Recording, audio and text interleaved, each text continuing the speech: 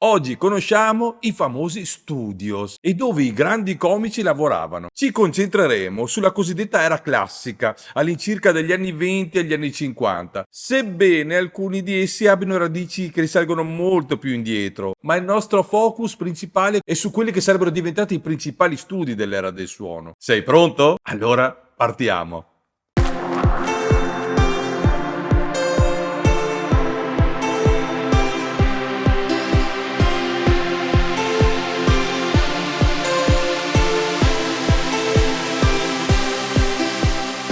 Ciao, io sono Dandy Danno e insieme a Diva G siamo due comici visuali. In questo canale parliamo della comicità, la storia, le tecniche, i suoi quesiti. Sono anche il direttore artistico del più grande festival internazionale della comicità muta, il FINC, che si tiene a Taormina nella prima settimana di dicembre. Qui lo trovi. Oggi ti faccio conoscere alcuni degli studi più famosi, dove girarono i più grandi comici, soprattutto nel periodo muto. Partiamo allora a conoscere gli studios dei grandi della comicità. La Universal ha svolto un ruolo importante in due diverse fasi della comicità classica, all'inizio e alla fine, ma nessuno dei dirigenti della Universal è famoso per aver scoperto dei comici, i propri comici, ma per la maggior parte per aver saccheggiato a fior di quattrini gli altri studio. La società è stata costituita nel 1912 dall'acquisizione di alcuni dei primi studi cinematografici, uno dei quali era Nestor, una delle prime case cinematografiche, che all'epoca sembravano proprio delle case da quante piccole erano. La Universal ha anche inventato diversi marchi, come Joker, che sarebbe stata la rivale della Keystone di Mack Sennett. Erano particolari la Universal. Hanno rubato Ford Sterling e Lehrman da Keystone. Come? Beh, per riuscire a farli lavorare con loro gli hanno concesso proprio delle produzioni in toto, completamente. Importanti comici di vari marchi della Universal includevano Max Asher, Billy Frane, Gail Harry, Louis Fazenda, Harry McCoy, Billy Ricci e Alice Howell, e molti di quali anche ex Keystone. Poi arriva il periodo magro e verso la fine degli anni 20 e all'inizio degli anni 30 la Universal si buttò a produrre i film horror, che all'epoca ebbero un successo incredibile. Ma la seconda fase della commedia della Universal è ben nota, quando decisero di produrre e conquistare il cuore e il portafoglio di V.C. Fields e di portarlo via dalla Paramount nel 1939, i Ritz Brothers della Fox nel 40 e Olsen e Johnson della Warner Bros. Nel 41. Ma hanno creato il loro grande successo con Abbott e Costello dal 40 al 56 e da qui anche il loro grande successo che ancora oggi conosciamo. La Fox lanciò le proprie unità comiche nel 1916, inclusa una sotto la direzione di Charles Perrault, in seguito noto come Charlie Cheese. Un'altra sotto l'Erma, dopo che lasciò l'Universal. Come la Universal, la Fox ha offerto molti marchi separati come Fox Film, Sunshine, Imperial e ha avuto grandi star della commedia come Billy Ricci, Clyde Cook e Olsen John. Come la Universal, molti di questi furono saccheggiati a Sennett e alla Keystone. Fox distribuì anche il prodotto Educational Pictures, includeva comici del calibro di Lupino Lane, ma non solo, anche Langton e Buster Keaton. Le principali star della commedia Fox degli anni 30 includevano Will Rogers, Shirley Temple. Nei loro anni in declino, i primi anni 40, Laurel e Hardy hanno realizzato alcune delle loro peggiori prestazioni. Purtroppo la maggior parte del prodotto muto della Fox, e quindi anche gran parte dell'Educational, è andato perso in un incendio negli anni 30. È una grande perdita per molte ragioni.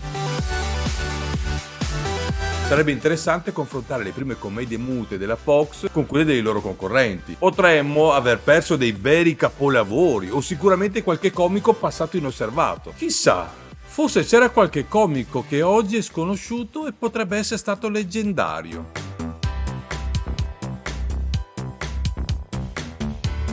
Non lo sapremo mai.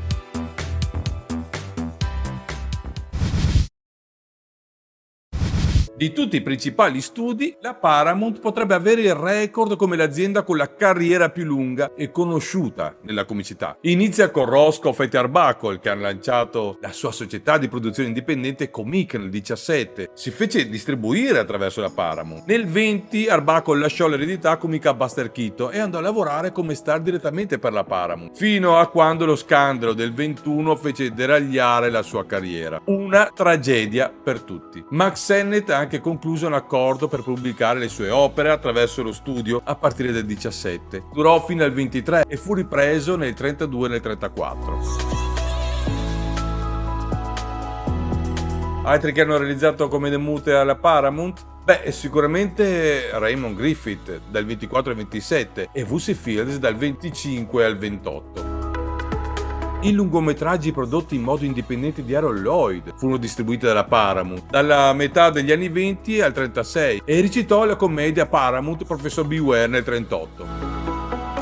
I fratelli Marx realizzarono i migliori film per lo studio. Non possiamo dimenticare Dean Martin e Jerry Lewis dal 49 al 56. Poi alle commedie di Lewis fino alla metà degli anni 60. Ora, in questo periodo, è una delle major e la conosciamo bene, no?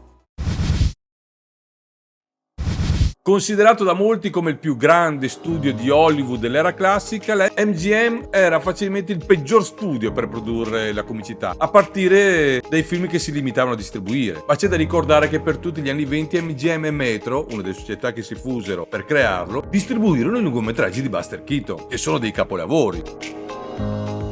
Dal 27 al 38 distribuirono i film di Al Roche, inclusa la miglior produzione di Laurel and Hardy, e le commedie Our Gang, Charlie Cheese e molti altri, ma era una macchina spietata. Sembra che ogni volta che la loro direzione metteva le mani sui comici, riuscissero a uccidere ciò che era eccellente in loro, la loro creatività.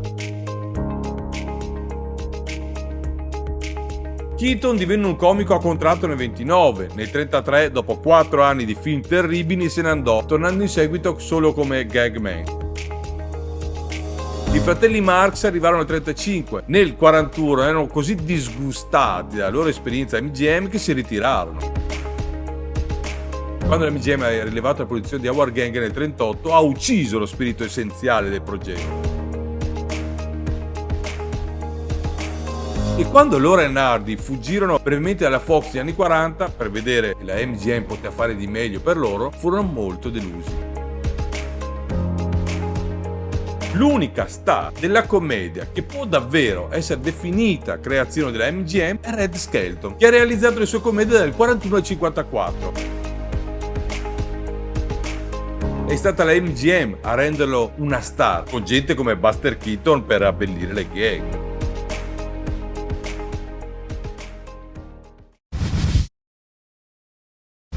È lo studio più sottovalutato. Nonostante il fatto che lo studio abbia avuto una vita breve, 30 anni, è stata fondata nel 28 con una mossa che includeva una fusione del circuito Kate Orpheum Vaudeville e la Film Booking Office, che aveva precedentemente assorbito la Mutual Film Corporation, che aveva in precedenza inghiottito Keystone, Lone Star, Majestic e altri. Marchi associati ai principali nomi della storia della comicità, come Max Sennett e Charlie Chaplin. Ci sono molte cose incredibili per cui ricordare RKO, inclusi i musical di Fred the Ginger. Insomma, RKO è davvero sottovalutata.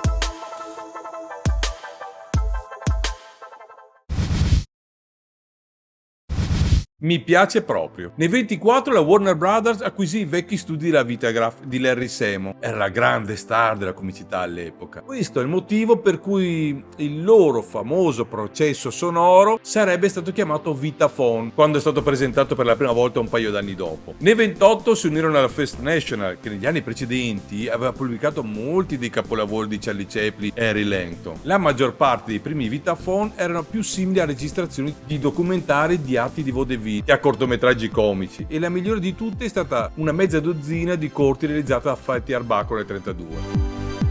La Warner Bros. Ha dato molto alla comicità, la vediamo ancora oggi.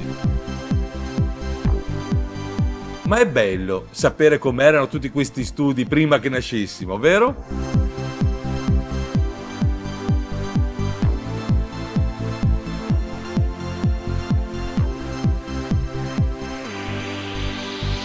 Spero che il video ti sia piaciuto. Prometto che se raggiungerò i 100 like racconterò ancora sugli studi, ma soprattutto quelli che non ci sono più. Un abbraccio e a presto.